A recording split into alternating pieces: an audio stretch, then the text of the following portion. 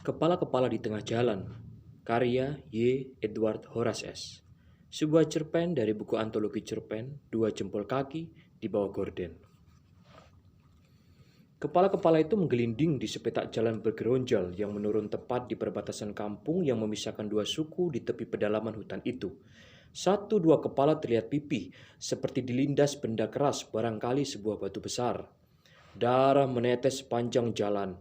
Urat-urat yang keluar dari leher yang terpotong itu berhamburan begitu saja dan sedikit bergerak-gerak seperti cacing-cacing menggeliat di atas tanah. Rambut-rambut keriting dan panjang pada setiap kepala itu tercerabut satu demi satu dan berserakan. Hujan yang turun dengan derasnya membuat darah-darah yang kental itu mencair, menyebar merata, mengubah jalanan coklat menjadi merah menyala. Beberapa orang berpakaian daun rumbia terkekeh-kekeh sambil berjalan dengan bangganya. Kaki-kaki sebagian orang dari suku seberang itu terus-terusan menendang kepala itu begitu saja, terguling-guling pada malam yang kian mengerikan seperti manusia tidak ada harganya.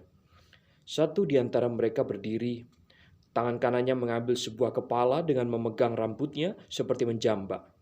Tangan kirinya memegang sebuah tombak dengan mata tombak yang begitu runcing, berwarna merah berbau amis darah.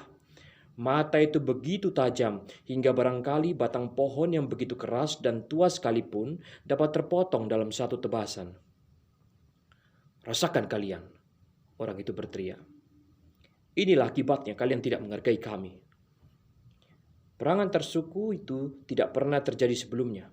Kedua suku itu tinggal di sebuah hutan, terpisahkan sepetak jalan memanjang penuh batu kerikil yang memang sengaja mereka buat sebagai batas kehormatan wilayah masing-masing.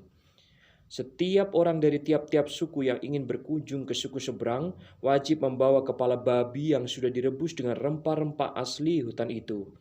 Tradisi itu sudah berlangsung dan tetap bertahan hingga suatu tengah malam salah seorang aba dari salah satu suku membuat keonaran. "Sepertinya sudah tidak ada orang," kata aba itu pada seorang pemuda yang mengikutinya dari belakang. Mereka berjalan mengendap-endap, melewati jalan itu menuju ke sebuah rumah tepat di seberang jalan.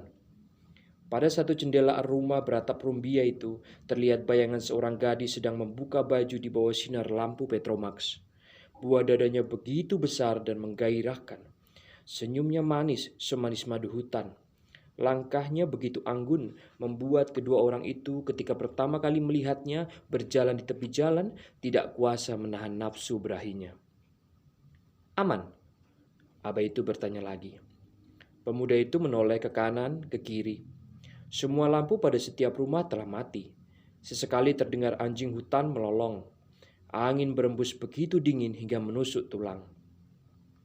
Pemuda itu memberi isyarat. Aba itu perlahan mendekati jendela.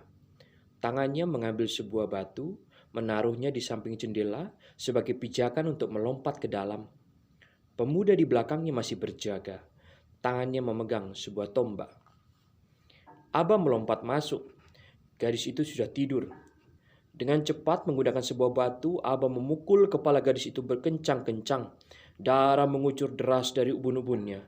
Gadis itu tergeletak begitu saja pada tumpukan rumbia di atas tanah. Aba menyalurkan berahinya. Apakah lelaki memang sulit menahan berahinya? Apakah cerita seputar selangkangan dan payudara selalu menjadi idaman para lelaki sehingga tidak jarang mereka menjadi buta, mengalahkan akal sehatnya demi memuaskan nafsu bejatnya itu? Keesokan hari, aba dari gadis itu berteriak. Ubinya menangis terseduh-seduh. Beberapa orang dari sukunya mendatangi rumahnya.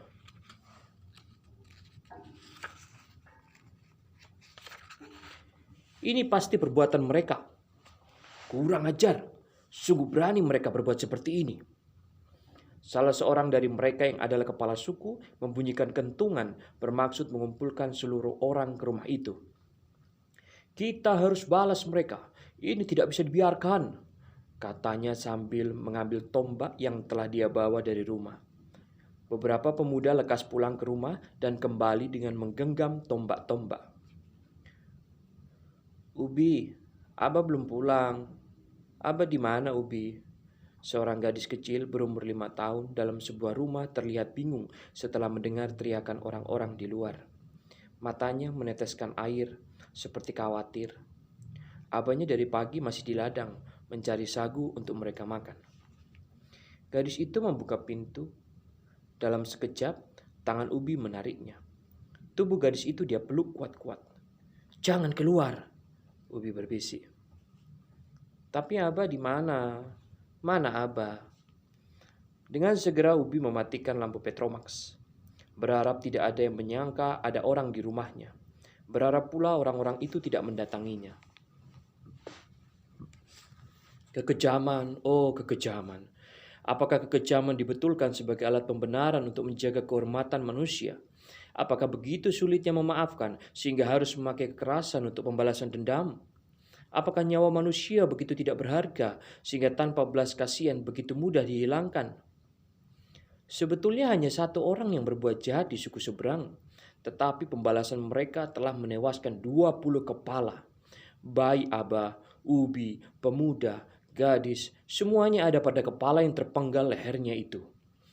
Mereka sungguh tidak terima salah seorang gadis mereka diperkosa bahkan dibunuh. Mata ganti mata, gigi ganti gigi. Apalagi tradisi yang telah disepakati tidak dijunjung tinggi. Sebetulnya, seorang pemuda dari salah satu suku itu sudah menyuarakan untuk tidak lagi mendewakan tradisi yang membatasi pergaulan antar manusia. Pengaruh luar yang dibawanya sepulang menimba ilmu di negeri orang berusaha dia terapkan pada sukunya. Mengapa orang sekadar berkunjung harus repot-repot membawa sesuatu? Apakah orang memang begitu gila hormat? Sayangnya, para tetua suku menganggapnya kurang ajar pada warisan leluhur. Nyawanya tidak begitu lama hilang. "Keluar kau bangsat!" Orang dari suku seberang itu terus berteriak. Pelaku perkosaan belum ditemukan. Di antara kepala-kepala yang terus menggelinding itu adalah orang-orang tidak berdosa yang termakan amarah. Mereka tidak tahu apa-apa, tetapi harus mati karena ulah seseorang. "Kalau kau masih bersembunyi, semua sukumu mati. Keluar kau! Keluar kau!" Suara teriakan semakin menggemuruh. Kilat menyambar-nyambar. Hujan semakin deras. Ribuan air yang menetes dari langit tidak satu pun bisa meneduhkan lautan emosi yang kian membara itu. Mereka menghentak-hentakkan tombaknya. Beberapa orang melesakkan kepala yang terpotong itu pada tombak dengan begitu kuat hingga mata tombak menembus tengkorak. Darah bermuncratan di mana-mana. Sepasang mata mengintip dari kejauhan di balik pohon. Meskipun pandangannya samar-samar, ia masih bisa mendengar orang-orang itu berteriak mencarinya. Kakinya bergetar, giginya gemeletup. Ia ingin keluar membela sukunya, tetapi tidak berani kehilangan nyawa. Ia berdiri begitu saja, memandangi darah yang terus mengalir, membasahi malam kelam itu. Sebuah kepala menggelinding mendekati halaman sebuah rumah. Seorang anak gadis di luar pengawasan ubinya mendekati kepala itu. Dengan begitu berani, tangannya mengangkat kepala itu. Diputarnya wajah kepala itu tepat menghadap mukanya. Bola matanya keluar. Lidahnya menjulur. Hidungnya sobek. Daun telinganya hilang. Rambutnya keriting pendek, kusut dipenuhi batu-batu kerikil. Ada sedikit koreng di pipinya. Gadis itu membawa kepala itu masuk. "Ubi, ini kepala Abah." Istri dari orang yang mencari sagu itu pingsan. Jakarta, 8 Maret 2021.